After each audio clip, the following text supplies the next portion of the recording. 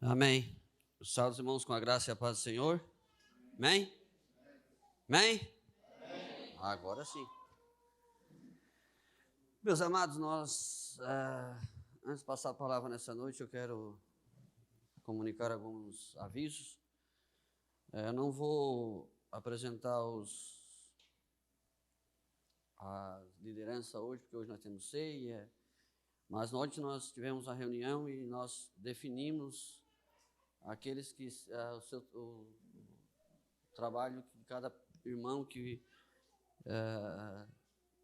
a diretoria foi escolhida. Então nós estabelecemos o grupo de louvores, quem seria ministro do grupo de louvores. Nós vamos consagrar aqui na igreja do São João do Sul a irmã Kemily como ministra de louvor.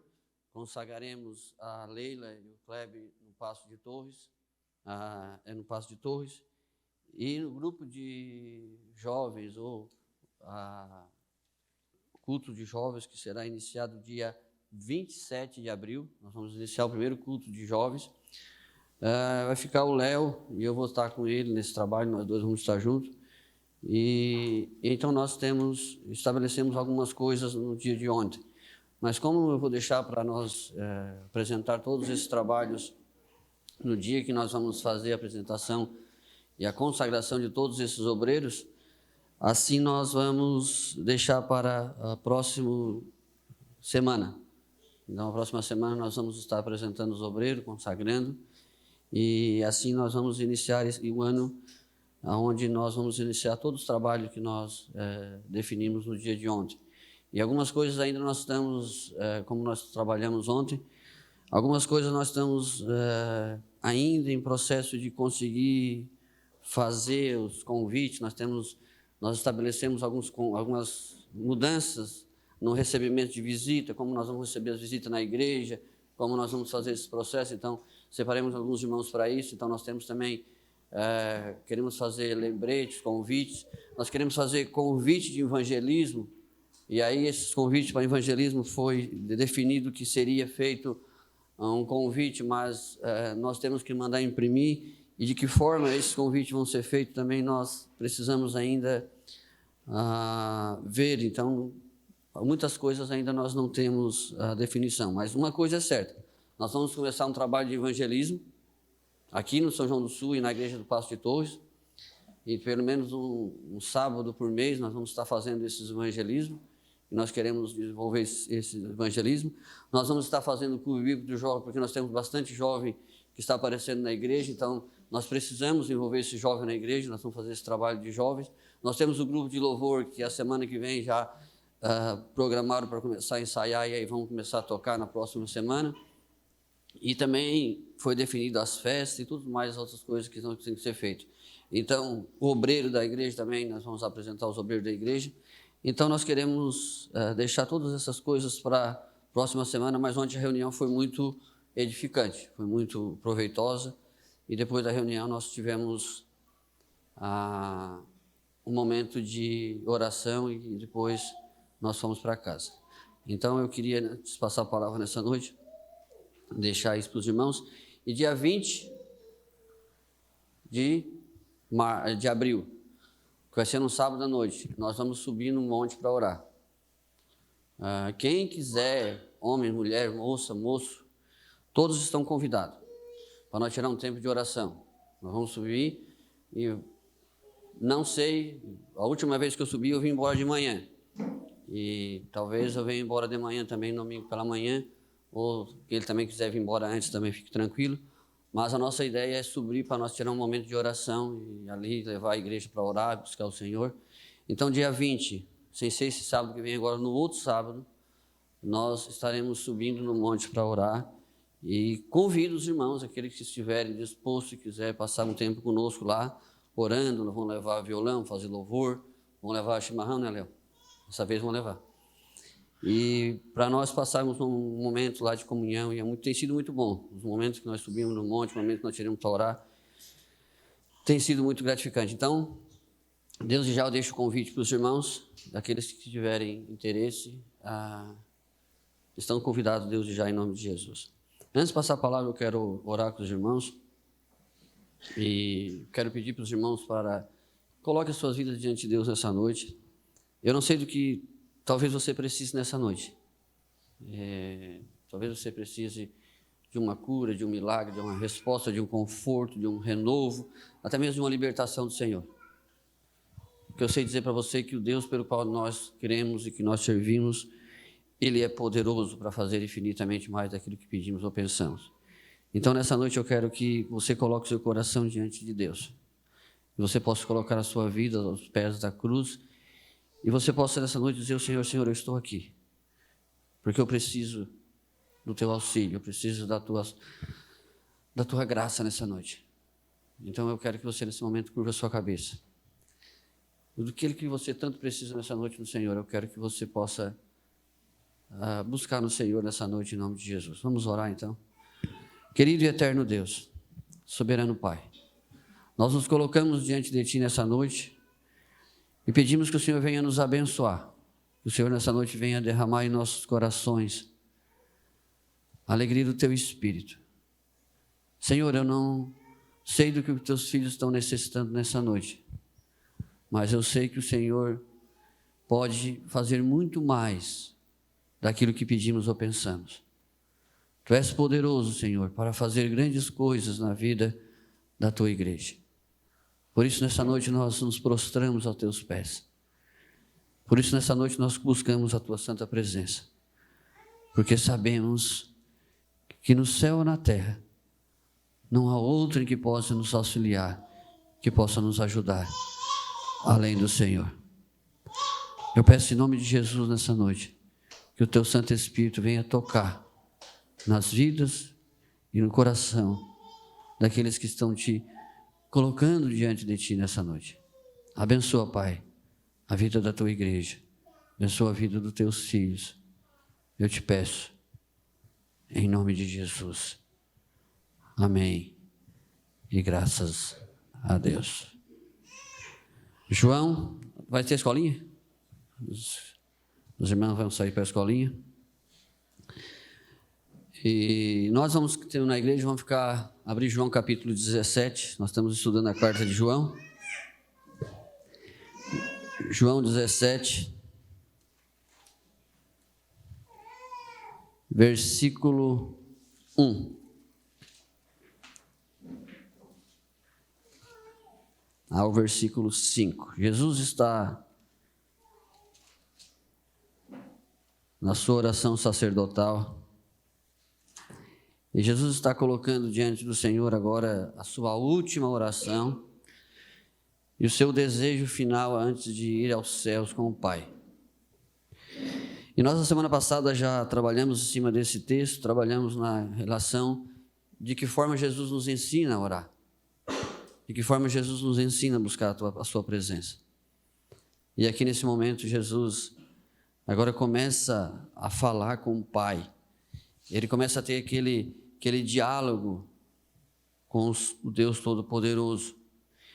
E ele apresenta algumas coisas tão interessantes, tão fundamentais, tão preciosas, que para nós essa oração de Jesus ela é infinitamente profunda e muitas vezes até mesmo incompreensível aos nossos corações. Nós conseguimos entender aquilo que Jesus expressou nessa oração. Uma coisa nós sabemos, que o desejo do Senhor Jesus para a sua igreja é que a sua igreja pudesse ter uma comunhão íntima com o Pai. O desejo do Senhor Jesus para a sua igreja é que a sua igreja cada dia mais pudesse andar na presença do Senhor e servir ao Senhor. Jesus, em toda a sua oração, ele não pediu uma só vírgula ou somente uma palavra que Deus pudesse dar para nós alguma coisa neste mundo. Pelo contrário, ele disse que nós não éramos mais desse mundo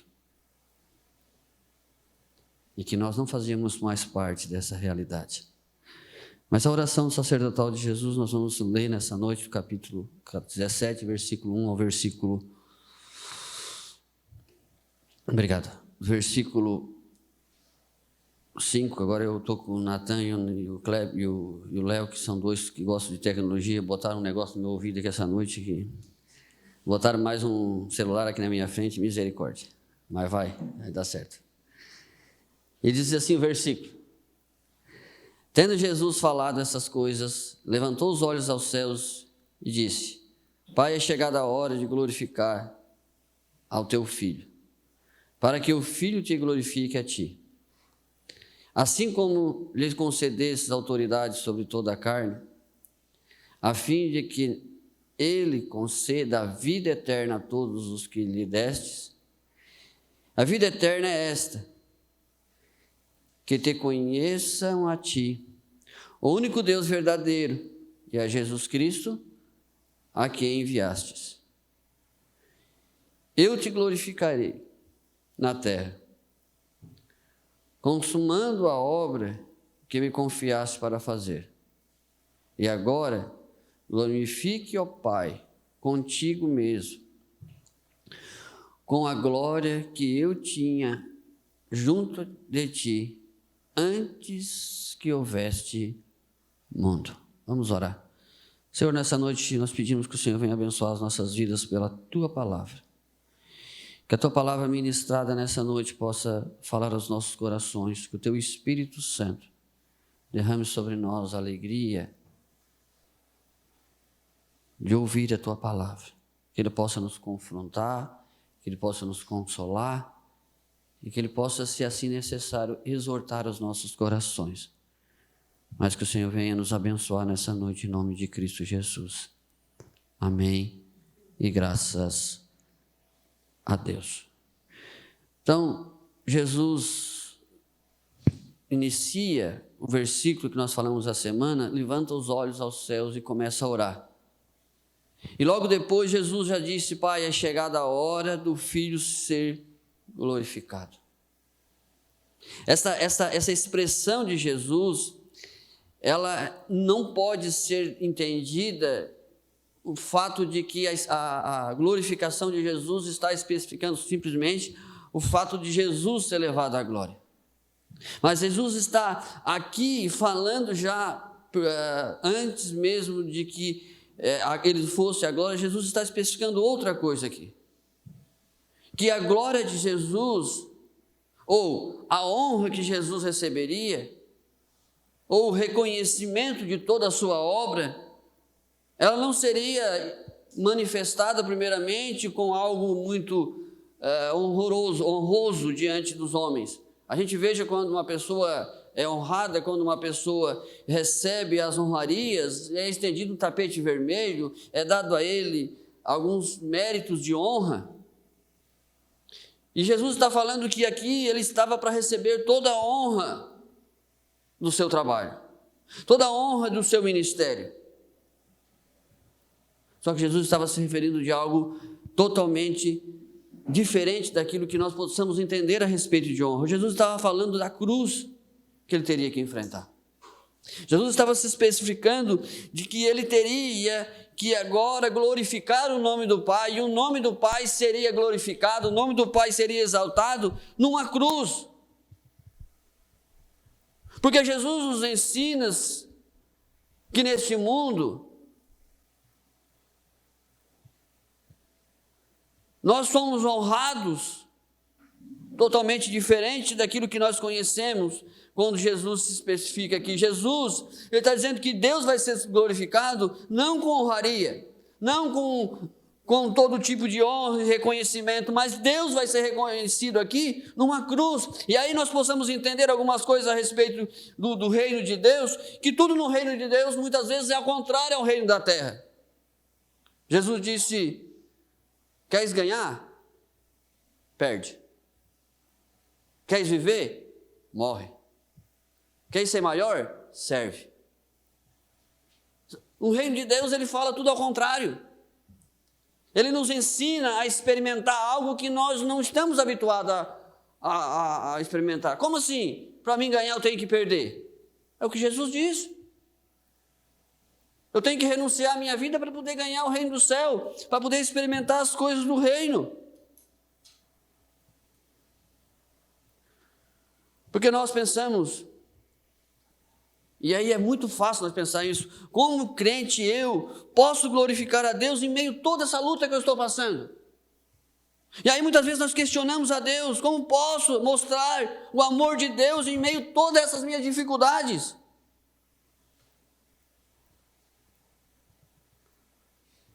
E aí nós vamos pensar aqui nesse momento como Jesus podia glorificar a Deus.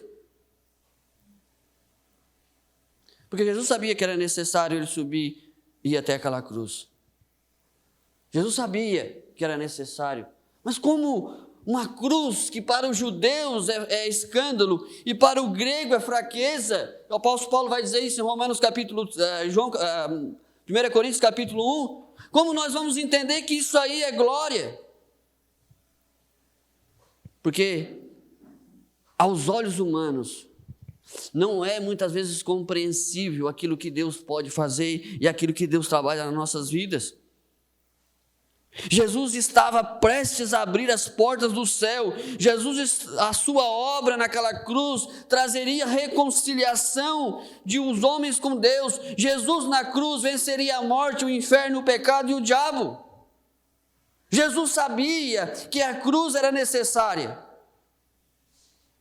Porque se Jesus fosse até o Jardim das Oliveiras, e lá naquele Jardim das Oliveiras ele dissesse aqui, o que eu tinha de mostrar a respeito do amor de Deus, eu mostrei aqui, eu vou parar e eu não vou mais para frente.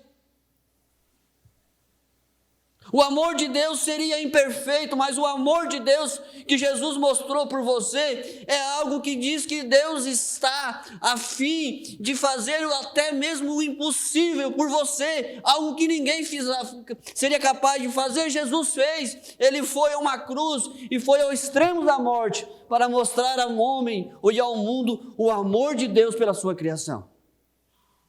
O amor de Deus pela sua criação está no ponto de que a morte daquele Filho de Deus na cruz é o extremo de uma demonstração de amor. Como pode existir amor maior do que esse, disse Jesus, de alguém dar a sua vida por outro? Então, o amor de Deus por você, o amor de Deus por mim, foi demonstrado no limite no que tem de mais grande a respeito do amor, Deus foi fazer por nós. Ninguém jamais morreu por você. Ninguém jamais entregou a sua vida por você. Ninguém jamais pôde fazer isso por você. Deus fez. E você pode dizer, louvado, exaltado, glorificado seja o meu Deus. Ninguém me amou assim. A cruz é esta manifestação de amor.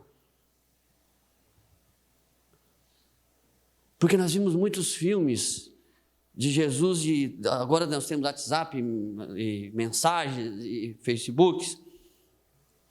E nessas mensagens nós vimos muitas vezes as pessoas dizendo que quando Jesus estava indo para a cruz, Jesus estava sendo humilhado. Jesus carregando aquela cruz e a sua humilhação de carregando aquela cruz, e aquela cruz estava sendo para Jesus a maior humilhação, porque o próprio Deus estava carregando uma cruz, e não é isso que as Escrituras dizem. Jesus não foi humilhado naquela cruz. Olha o que é que diz Colossenses capítulo 2, versículo 14. E aí ele diz que eles estavam zombando Jesus, que eles estavam rindo de Jesus. Mas Colossenses 2,14 diz assim: tendo cancelado o escrito de dívida que era contra nós, e que constava de ordenança, o qual nos era prejudicial, removeu inteiramente, encravando na cruz. 15, e agora o 15, e despojando os principados e potestades publicamente, levando os demônios e o inferno à vergonha, publicamente, ou expôs ao desprezo. De que maneira? Triunfando deles na cruz. A cruz era, o que Paulo está dizendo é que quando um rei ganhava uma guerra de outro reino, ele pegava a cabeça do rei pelo qual ele derrotou, e em cima do seu cavalo ele desfilava com a cabeça daquele rei por a cidade, mostrando para todos que ele tinha vencido a guerra. Jesus, carregando aquela cruz em Jerusalém, ele estava dizendo publicamente: eu venci o diabo, eu venci o inferno, eu venci a morte, eu triunfei e agora eu abri as portas do céu. A cruz não é uma vergonha, a cruz é o triunfo de Deus. A cruz é a maior manifestação da glória de Deus. A cruz foi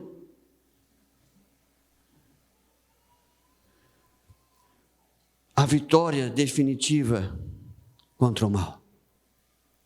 Deus venceu o inferno, Deus venceu o pecado, Deus venceu a morte. E aí nós vimos aqueles textos de Jesus dizendo que Jesus foi ao inferno, Jesus foi ao vale da morte buscar os seus, os sepulcros se abriram, Abraão e toda a descendência dos cristãos que tinham morrido antes, saíram agora daquele lugar onde eles estavam, que era um lugar de conforto, mas não era o céu, e foram transferidos para o céu junto ao Pai, porque agora as portas do céu foram abertas, agora não há mais nada que possa impedir os crentes, aqueles que creem em Jesus, de chegar até o paraíso.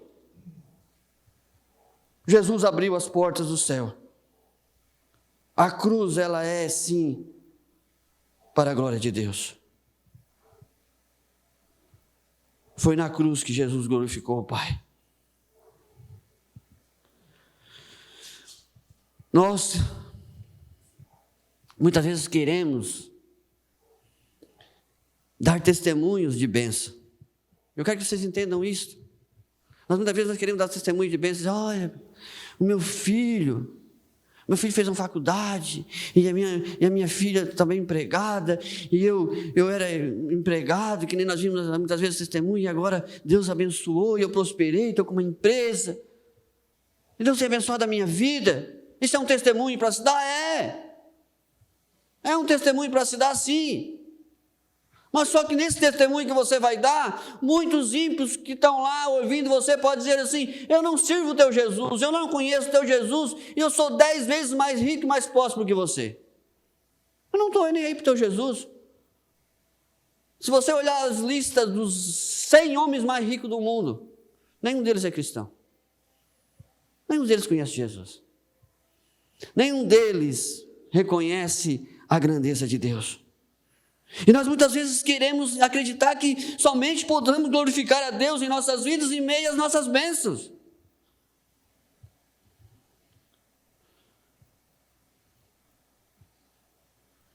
Nós queremos muitas vezes achar que somente dessa maneira nós vamos glorificar a Deus. Mas Jesus ensina que em meio às nossas lutas é que verdadeiramente Deus será glorificado. Em meio às tuas lutas, verdadeiramente Deus será exaltado. Por quê, pastor?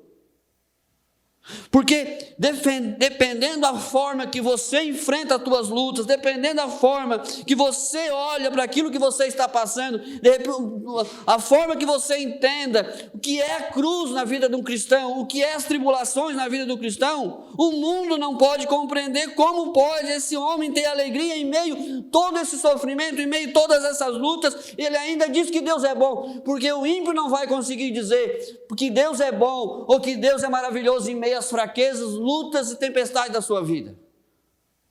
Aí está toda a diferença, aí que nós vamos glorificar a Deus, aí que Deus vai ser exaltado. E muitas vezes nós não conseguimos compreender, e nós queremos dizer para Deus: Deus, que não é errado, eu não estou dizendo que isso é errado, mas queremos dizer para Deus: Deus, abençoa a minha vida para que eu possa glorificar o teu nome. E se esquecemos que a maior exaltação do nome de Deus foi quando Jesus estava numa cruz. Quando que o mundo pensava que ele estava sendo humilhado, ele estava sendo glorificado no nome do Pai.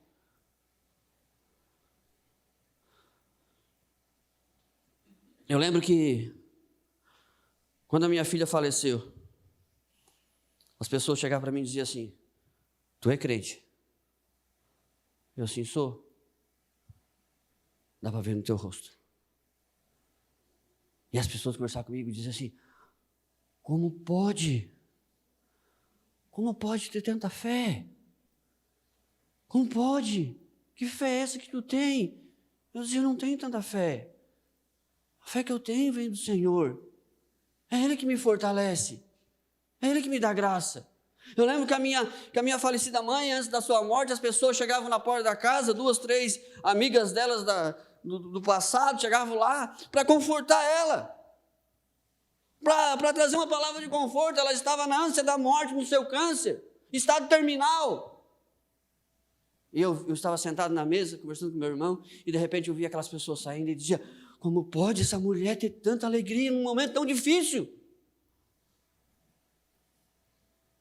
E eu saí dali impactado, saí dali assim com o seu semblante, sem entender como pode tanta alegria, tanta certeza e tanta convicção no leito de morte.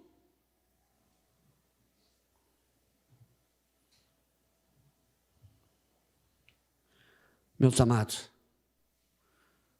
aprendemos a glorificar a Deus em meio às nossas lutas, em meio às nossas dificuldades. É fácil? Não, mas Deus capacita nós. Como pode essa pessoa ter tanta esperança, tanta confiança em Deus?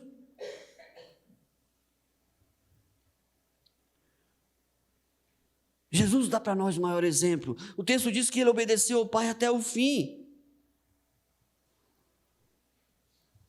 A nossa confiança em Deus,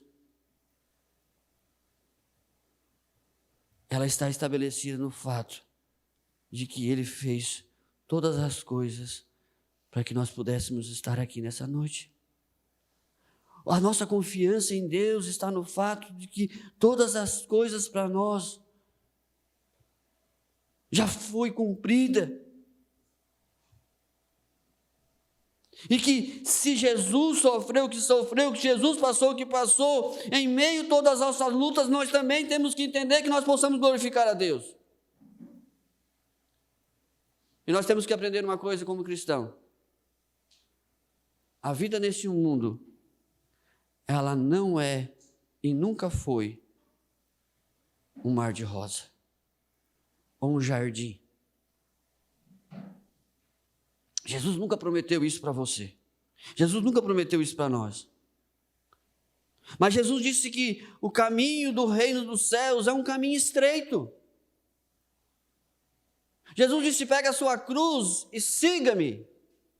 Não foi isso que Jesus expressou? Pega a sua cruz e me siga.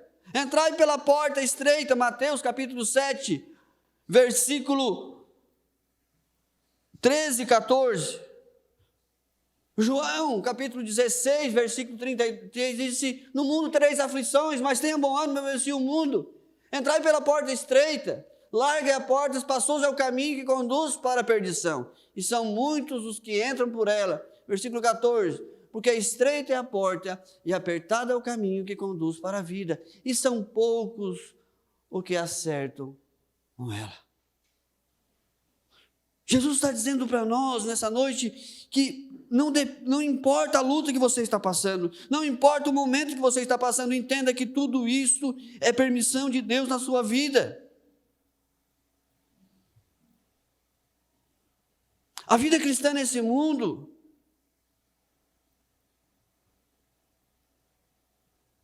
é uma vida de muito trabalho, dias com medo, dias aflitos, dias cheios de angústia, dias desanimados, fracos.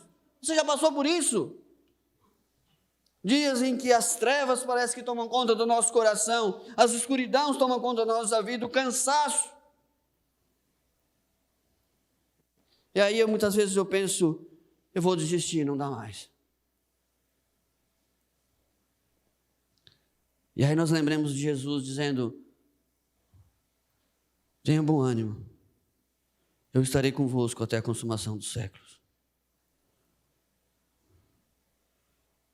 O importante da nossa vida cristã é que mesmo em meio a todas as nossas fraquezas, mesmo em todos os nossos medos, nossas dificuldades, os nossos porquê, nós precisamos saber de uma coisa, que Jesus disse que jamais deixaria nós órfãos.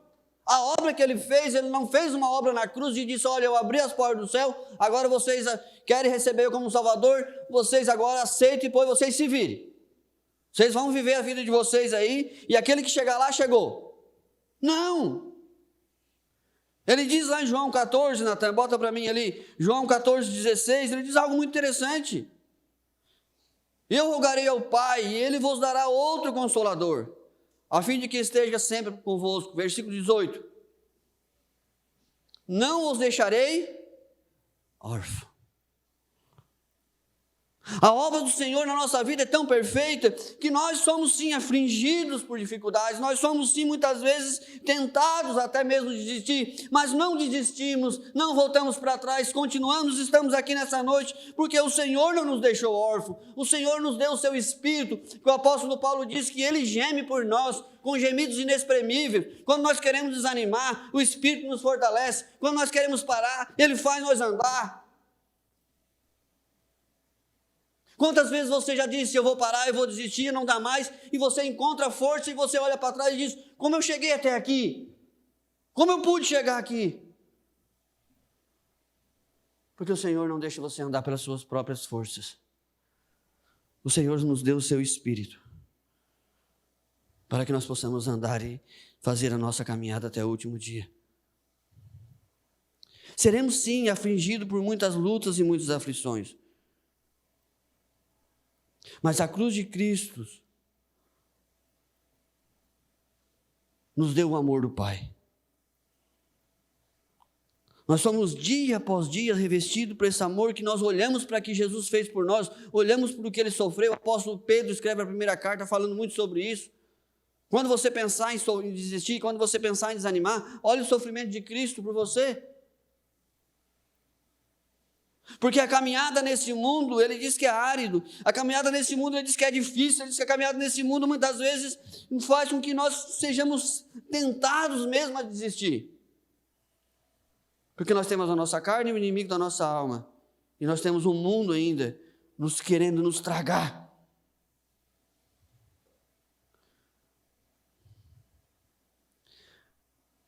Somos dia após dia revestidos pelo amor do Espírito Santo, para que conseguimos levar a nossa caminhada. Mas uma coisa eu quero dizer para você, não olhe para a sua luta, não olhe para a sua dificuldade, não olhe para as tempestades, não olhe para as adversidades que tem na sua vida, achando que você não pode ser um cristão, vivendo o que você está vivendo, você não pode ser um crente que glorifique a Deus em meio a toda a sua luta, que isso não é verdade. É aí que você vai glorificar a Deus, é aí que Deus vai ser glorificado na tua vida.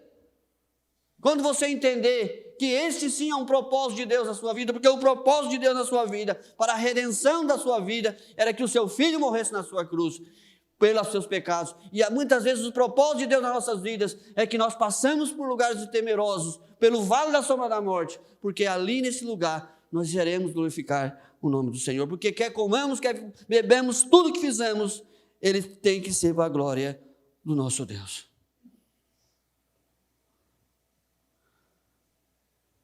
Então nós temos que entender que a cruz que nós carregamos, ela tem dois propósitos. Primeiro, Deus seja glorificado. Essa semana eu mandei um versículo para a igreja, para os irmãos, e o versículo estava lá, pega a sua cruz e siga-me. Jesus convida você a chegar a Ele, mas Ele não dá para você um tapete vermelho. Ele dá para você uma cruz. Mas ele diz uma coisa, que você não vai carregar a cruz sozinha. Que Ele vai ajudar você a carregar a sua cruz. Ele vai fortalecer você a carregar a sua cruz. E segundo, todas as nossas lutas têm um propósito em nossas vidas. Que propósito, pastor? E aí, gente, eu tenho 4 escritores, mas eu vou expressar aqui. Tiago, capítulo 1, versículo 2. Tende por motivo de alegria. Irmãos, tende por motivo de alegria, passar por quê? Por várias provações. Por quê?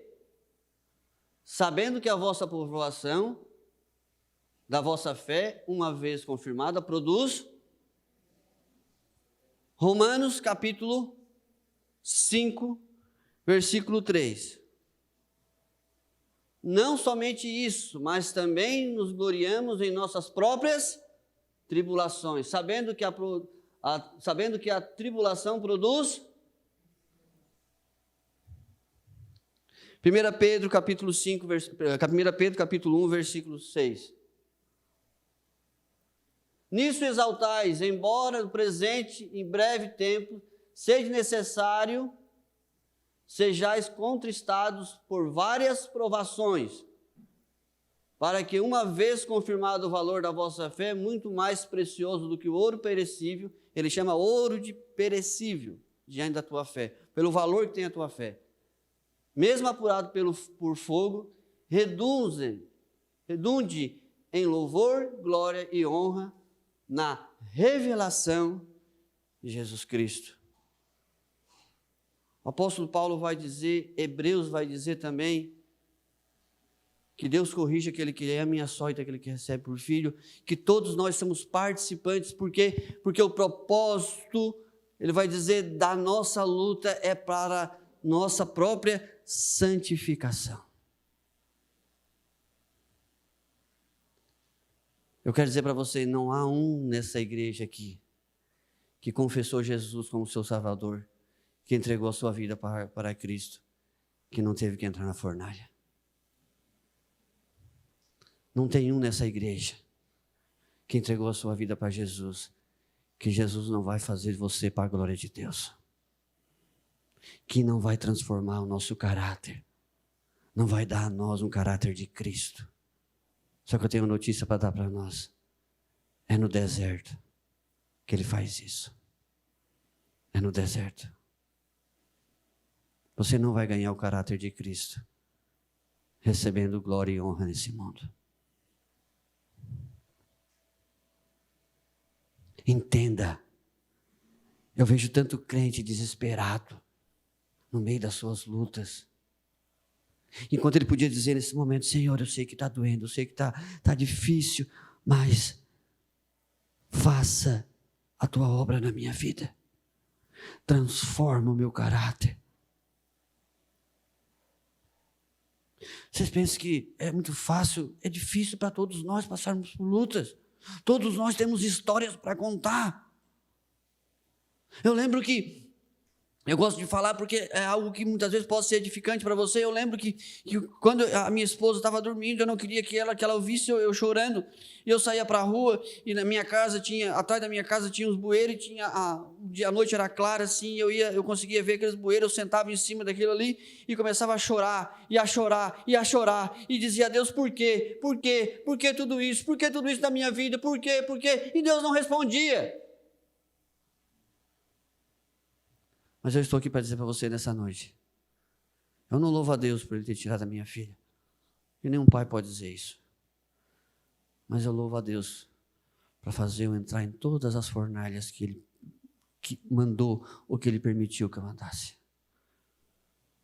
porque eu sei que há muitas coisas que Deus precisa transformar no meu coração, mas tem muitas coisas que Ele transformou em meio a essas fornalhas. Então nós precisamos entender que as nossas aflições, elas são sim para a glória de Deus. As aflições na vida do crente são edificatórias. Tem uns escritores que dizem que a faculdade da vida do crente é o deserto. É ali que ele se forma. E se nós olhar para um contexto, se nós trazer figurativo, o que Deus fez com o povo no Egito foi isso. Deus tirou o seu povo do Egito e levou o seu povo para o deserto. E quantos anos Deus teve que trabalhar na vida daqueles povos para tirar toda a idolatria, para tirar aquilo que o povo tinha do Egito. E a única coisa que Deus muitas vezes quer fazer na nossa vida é transformar o nosso caráter. A Bíblia apresenta as tentações e as lutas como bênção na vida nossa.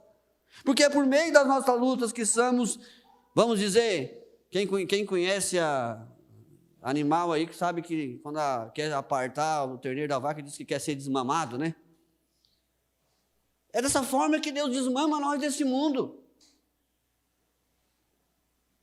Quando é que nós ficamos mais sensíveis? Quando é que nós ficamos mais frágeis? Quando é que nós choramos mais? Quando é que nós buscamos mais a presença de Deus? Quando é que nós temos mais sensível? É quando nós temos lá recebendo todas as bênçãos e todas as oportunidades desse mundo? Não! É quando tudo está muito difícil, é quando todas as portas se fecham, é quando nós não temos mais saída, é quando nós não temos mais o que fazer, nós se ajoelhamos e nós dissemos assim, muitas vezes, Senhor, me leva, eu quero morrer. Não é assim que nós fizemos? Eu quero morrer. Eu quero ir embora. Mas é só as coisas melhorar, a gente já diz, não, Deus, vou deixar para frente. Mais para frente, agora eu quero dar umas passeadas, eu quero dar uma... É assim que a gente faz. Então é o deserto que Deus faz para tirar essa casca, para tirar essas coisas do mundo. É por meio dessas lutas e por meio dessas dificuldades que Deus vai nos desapegando. Então não se desespere em meio às tuas lutas. Deus está transformando o teu caráter à semelhança de Cristo. Olha o que o apóstolo Paulo diz em Romanos capítulo 4, Natan, versículo 8. Eu gostei muito desse versículo. Desculpa, é 2 Coríntios.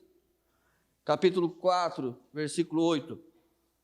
Em tudo somos atribulados, porém não angustiados, perplexos, porém não desanimados. O Espírito Santo não permite que nós somos tentados, mas nós temos ali firmes. Versículo 9. Perseguidos, porém não desamparados. Ele não desampara nós. Abatidos, porém não destruídos.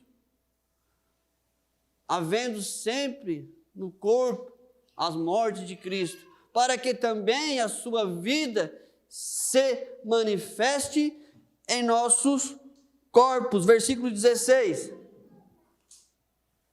Olha o que ele diz, versículo 16. Por isso, não desanimamos, pelo contrário, mesmo que o nosso homem interior se corrompa, contudo, o nosso homem interior se renova dia após dia. Dia após dia nós somos transformados. Esse corpo aqui fora está se corrompendo, por quê? Porque ele está envelhecendo.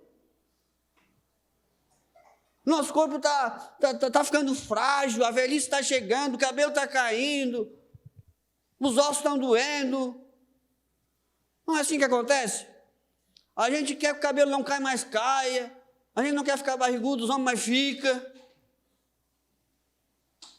As mulheres precisam agora fazer academia, porque senão vão engordar, mesmo que não queiram, porque a própria natureza agora.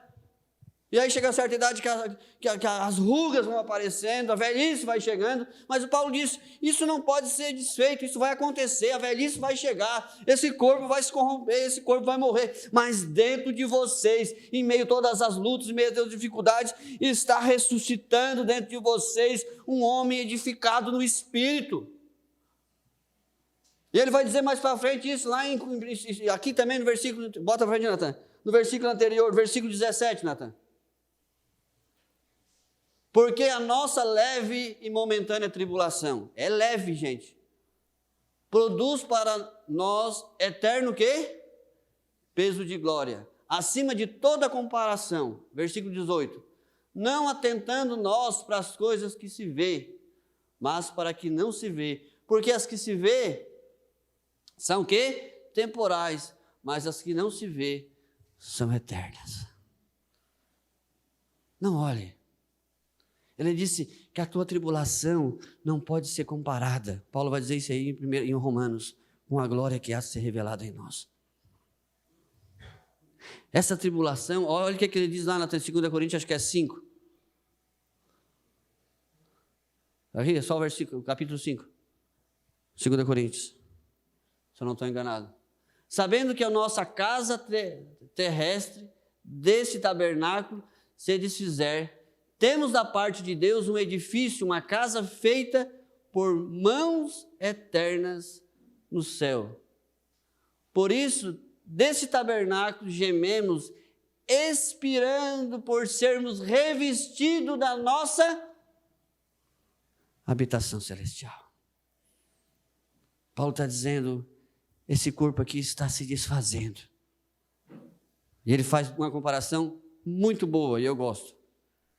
Lembra no edifício? E lá do edifício uma casinha velha caindo nos pedaços. A casinha caindo nos pedaços é esse teu corpo. E o edifício é aquilo que está dentro de você, criado por Deus para a glória eterna. O corpo está morrendo. O nosso corpo está se despedaçando. Mas dentro de nós há uma esperança, há uma alegria, há uma certeza fundada naquilo que Deus prometeu eternamente para nós, que nada pode se desfazer e coisa alguma pode tirar nossa alegria. Quando nós entendermos isso, quando nós olharmos para as nossas lutas dessa maneira, tudo se tornará mais fácil. A sua forma de se expressar com a sua esposa que não é crente, a sua forma de você se expressar com o seu esposo que não é crente, a forma de você mostrar Jesus para os seus familiares, a forma que você enfrenta as lutas, as dificuldades da vida, vai fazer com que as pessoas possam dizer, eu quero esse Jesus dele. Eu quero. Mas se nós somos que nem aquele desenho que tinha, vida, azar, lembra aquele desenho? Aí tinha 2 lá.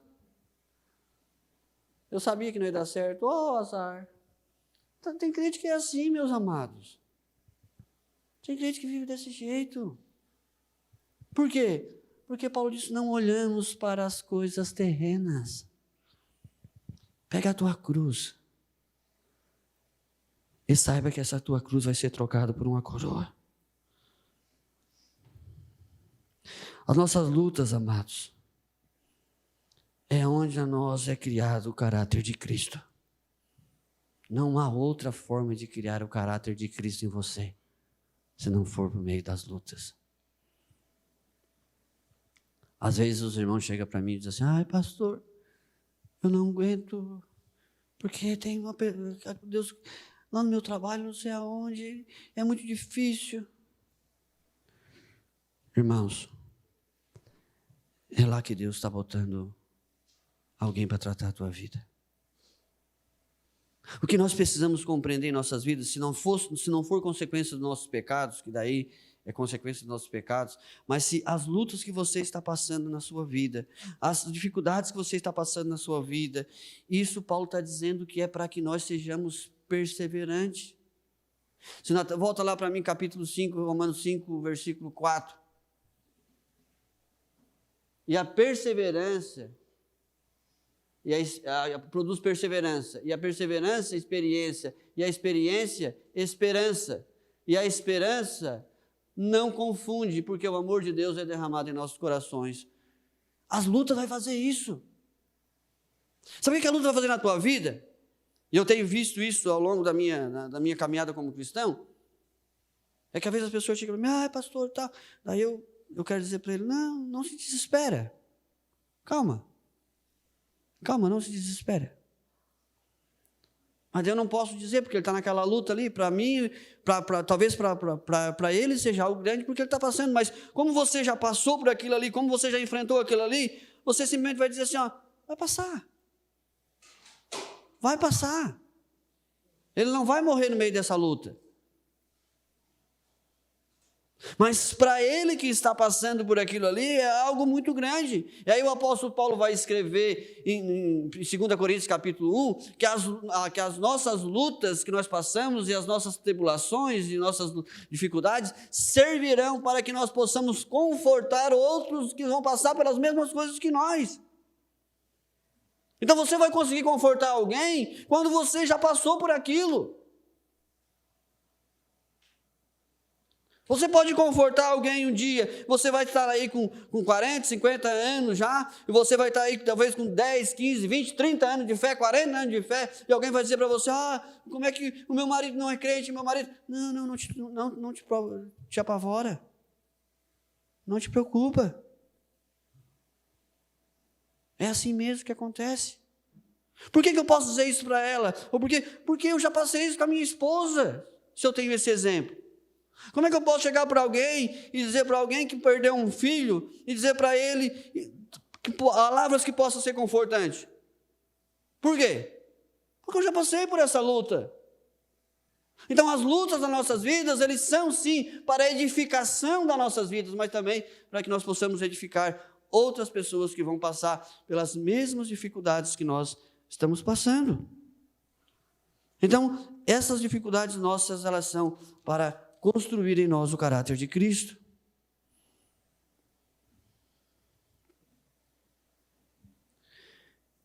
E aí, ele vai dizer no versículo 3, e diz assim, que nós somos, por meio disso tudo, que é mais interessante. Jesus disse, e a vida eterna é essa, que conheçam a Ti. Sabe quando é que Jó conheceu a Deus? Não foi quando ele tinha considerado o homem mais rico do Oriente naquela época. Jó temia Deus, mas Jó não conhecia Deus. Se você ver o texto, ele não conhecia Deus. No fim de toda a sua luta e todo o seu sofrimento, Jó disse assim, agora eu conheço a Deus. Agora eu te conheço. E ele vai dizer o seguinte, a vida eterna é essa, que conheçam a Ti. E a vida eterna, ele começa dizendo assim, a vida eterna, não é somente a vida, porque muitas pessoas hoje, elas têm vida, elas vivem, mas Jesus oferece a vida eterna. Jesus está dizendo que a vida eterna, que a vida de Deus, ou a vida completa, a vida satisfatória, a vida que eu possa compreender todas as coisas que acontecem na minha vida. Ele está apresentando esta palavra que ele está apresentando aqui. A vida eterna em nós é dada por meio de Jesus Cristo. Então ele diz que a vida eterna é essa, que conheçam a Ti. Então a cruz de Jesus Cristo nos deu a nós a oportunidade de conhecermos e nos aproximarmos do Pai. E agora nós somos levados a conhecer a Deus. E nós precisamos entender que Jesus está falando aqui, que Ele foi na cruz, aquela cruz Ele fez uma obra, a obra que Ele fez naquela cruz, Ele disse, a mim foi dado todo o poder no céu e na terra. Então agora por meio de Jesus Cristo, o Seu Filho, é dado a mim e a você o poder e a capacidade de conhecer a Deus.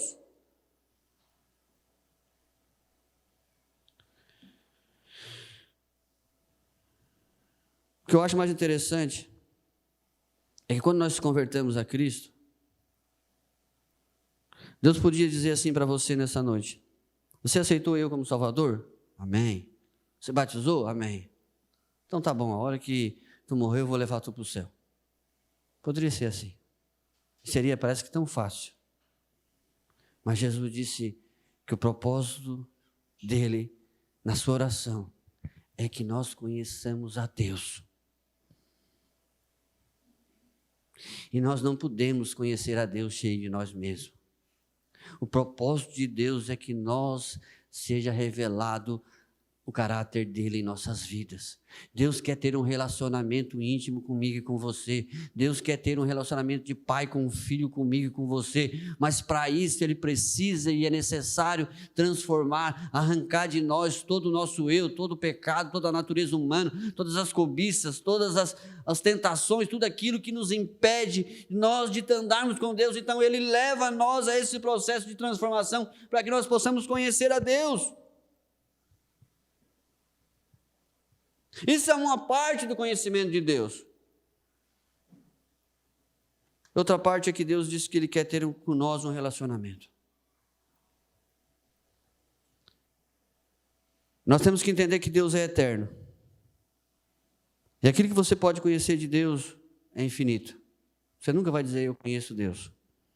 Eu estou num processo de conhecimento de Deus. Nós temos num processo de ser revelado a Deus em nossas vidas. E eu acho muito engraçado, sabe o que eu acho engraçado? É que eu vou subir no monte a semana que vem, outra semana com os irmãos. E eu quero lá para que Deus se revele para mim.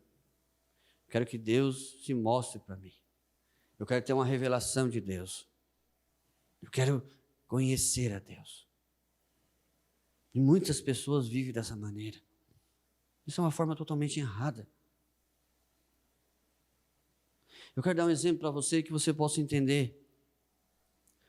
Eu quero conhecer matemática. Talvez nós temos professores aqui. E para mim conhecer matemática eu tenho que fazer o quê? Somas, contas. Eu tenho que me aprofundar no conhecimento da matemática. Se eu disser para você, você conhece matemática? Conheço. Me prova. 1 mais 1 são 2. Isso é conhecer matemática? Não. Nós temos aí a Sara e a Maíra, que são professoras. Isso é conhecer matemática? Não. Eu quero me tornar um chefe de cozinha. Tu é um chefe de cozinha? Sou. Eu sei fazer ovo, cozinhar arroz ou miojo. Eu sou um chefe de cozinha? Não. Conhecer a Deus é muito mais do que simplesmente dizer Jesus morreu na cruz para me salvar e eu entendo que a partir do momento que eu entreguei a minha vida para Jesus, agora eu sou um salvo. O que ele está dizendo para você é que você precisa se aprofundar, você precisa se aprofundar na palavra, Jesus disse, conhecereis a verdade vos libertará. A palavra de Deus diz em Provérbios capítulo 1, que o temor de Deus é o princípio da sabedoria. Se nós queremos conhecer a Deus, nós precisamos viver a sua palavra, nós precisamos introduzir em nosso coração a sua palavra, nós precisamos acreditar na sua palavra, nós precisamos olhar para a sua palavra e dizer, essas são as regras e esses são os princípios pelo qual eu vou chegar no conhecimento de Deus, porque se eu quero conhecer matemática, se eu quero me tornar um chefe de cozinha, eu preciso conhecer os princípios do qual eu tenho que estabelecer na minha vida para viver ou para praticar, para que eu possa sim me tornar essa pessoa. Ninguém pode conhecer a Deus e ninguém pode ser nem um advogado, nem um engenheiro, nem um matemático, nem um chefe de cozinha, se ele não se dedicar a viver para aquilo ali. O que Deus está dizendo para nós, meus irmãos, minhas irmãs, se aprofunde, se dedique para conhecer a mim por meio da minha palavra. Ninguém pode dizer eu conheço a Deus se não obedecer a sua palavra. Diz 1 João a respeito disso. Aquele que diz que conhece a Deus, mas não guarda a sua palavra, é mentiroso. E a verdade não está nele. Tiago diz que aquele que olha, aquele que ouve a palavra de Deus e não pratica, é semelhante a um homem que se olha na frente do espelho, veja o seu rosto e logo vai embora.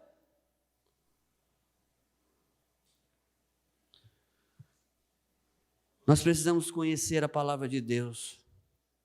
Nós precisamos se aprofundar a conhecer a Deus, se nós queremos glorificar a Deus em nossas vidas. Se você quer glorificar a Deus na sua vida, conheça a Deus e a sua palavra. Deus se revelou por nós, a nós, no meio da sua palavra. Não há outro meio de nós conhecermos a Deus. Não há outro meio de nós entendermos qual o propósito de Deus. Por isso nós vimos tanto crente chorando, sofrendo.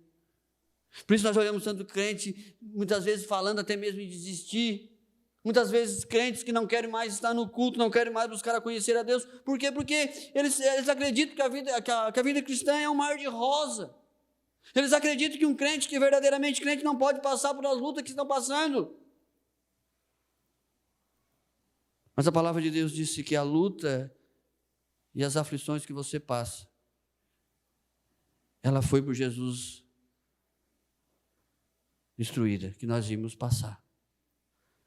E não somente isso, mas que ela tinha para nós um peso, um valor muito grande.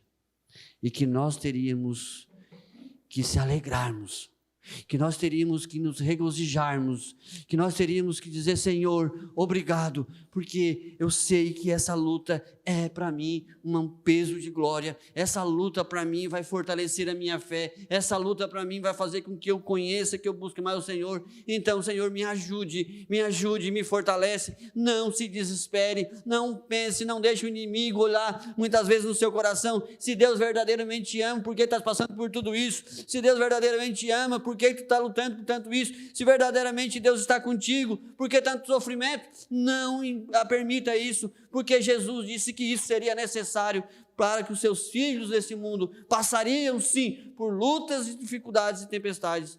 Por quê? Toda essa nossa luta e toda essa nossa dificuldade e todas as nossas aflições, Jesus vai dizer para nós mais para frente depois, que Ele foi à cruz, mas Ele foi glorificado. A sua cruz será trocada por uma coroa. Jesus diz assim, aquele que permanecer fiel até o fim, estes receberão a coroa da justiça. Esses receberão a coroa da glória. O mundo vai te trazer muitas lutas, o mundo vai te trazer muitas aflições, mas Jesus disse, tenha bom ânimo.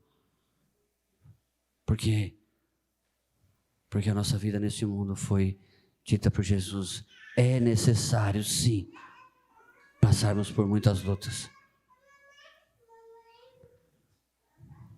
Talvez nessa noite você possa está dizendo, pastor, tu não sabe a luta que eu estou passando. Realmente eu não sei. Não sei mesmo. Está difícil. Está doída. Está pesada. Eu quero dizer para você nessa noite, Jesus disse que você ia passar.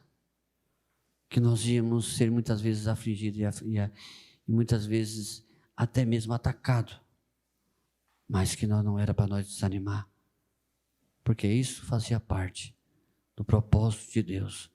Todos os seus filhos iriam ser afligidos por uma cruz, mas um dia trocaremos essa cruz por uma coroa. Eu quero que você curva sua cabeça nessa hora.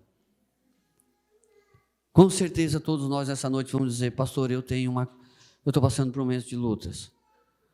Eu estou passando por momentos de dificuldade. Não pense você que a sua luta, ela não é algo conhecido aos olhos de Deus. Não pense que a sua luta, ela é para Deus algo que Deus não está no controle. Pelo contrário, ela é um propósito de Deus na tua vida. Porque Ele não disse que você ia viver em luta. Ele disse que você ia passar por lutas. E ao passarmos, Ele disse, ia produzir em nós um peso de glória. Eu tenho para dizer para você, que depois que essa luta vai passar, a alegria vai ser maior do que você tinha antes. Porque todas as vezes em que nós passamos por lutas, há um passo de crescimento na nossa caminhada de fé. Vamos orar nessa noite.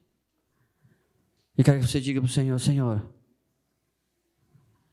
eu quero apresentar a Ti nessa noite a minha luta. Pai amado, Pai querido, em nome do nosso Senhor Jesus Cristo, nós queremos colocar diante de Ti a vida da Tua igreja.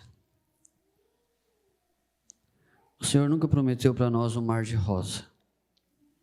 O Senhor nunca prometeu para nós que não seríamos afligidos por lutas e tempestades.